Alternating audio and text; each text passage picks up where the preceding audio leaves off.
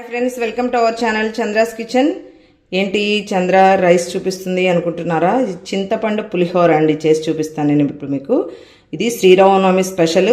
Rice already boil చేసి పెట్టుకున్నాను. మనకి మెయిన్ ప్రసాదం ఏంటంటే వడపప్పు, చూసారా, పానకంకి ఎప్పుడైనా బెల్లం ఇలా దంచి వాటర్లో నానబెట్టుకోవాలండి. దీన్ని స్ట్రైన్ చేసేసుకొని ప్రిపరేషన్ చేద్దాం. తర్వాత ఇప్పుడు మనం పులిహోర స్టార్ట్ చేద్దాం. బాండి పెట్టేసుకున్నానండి, ఆయిల్ కూడా వేసుకున్నాను. పులిహోరకి కొంచెం ఆయిల్ అయితే పడుతుందండి. ఆయిల్ హీట్ ఎక్కే వరకు వెయిట్ చేద్దాం. కొంచెం అంటే కొంచెం ఎక్కువనే పడుతుంది అని. ఆయిల్ హీట్ ఎక్కిందండి. ఫస్ట్ గ్రౌండ్ నట్ వేసుకున్నాం. పులిహోరకి పోపుతోటే టేస్ట్ వస్తుందండి, సో అందుకని కొంచెము. నెక్స్ట్ మనం పోపు గింజలు వేసేసుకుందామండి. శనగపప్పు వేసుకున్నాం కదా, పల్లీలు, దాని తర్వాత శనగపప్పు, మిరపకాయలు అంటే ఈ రెడ్ మిర్చి త్వరగా వేగిపోతాయండి, అందుకని ముందే అస్సలు వేసుకోకూడదు. ఎప్పుడైనా పోపులో కూడా ఈ పల్లీలు ఇవన్నీ వేగిన తర్వాతే వేసుకోవాలి.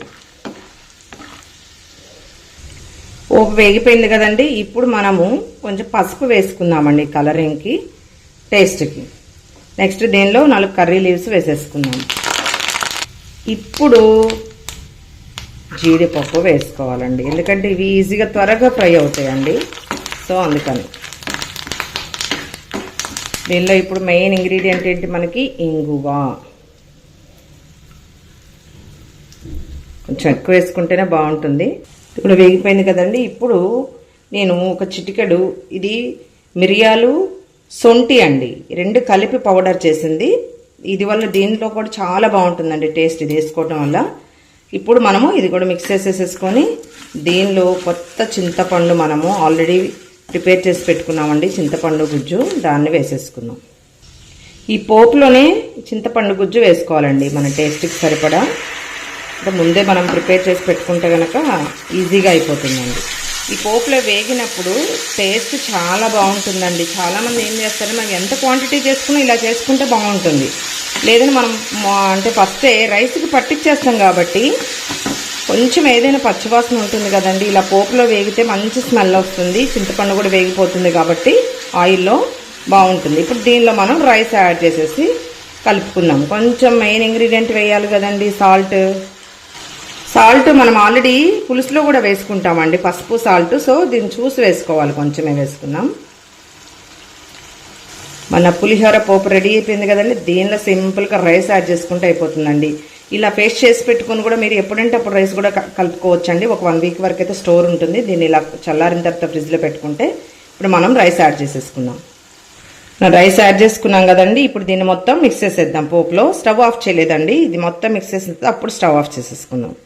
చూడండి, మనం కంప్లీట్గా మిక్స్ చేసేసామండి, అయిపోయింది. ఇప్పుడు స్టవ్ ఆఫ్ చేసేసుకుందాం. చూసారా, మన ఎమ్మి పులిహోర రెడీ అండి. ఇప్పుడు సెకండ్ వన్ పానకం చూద్దాం.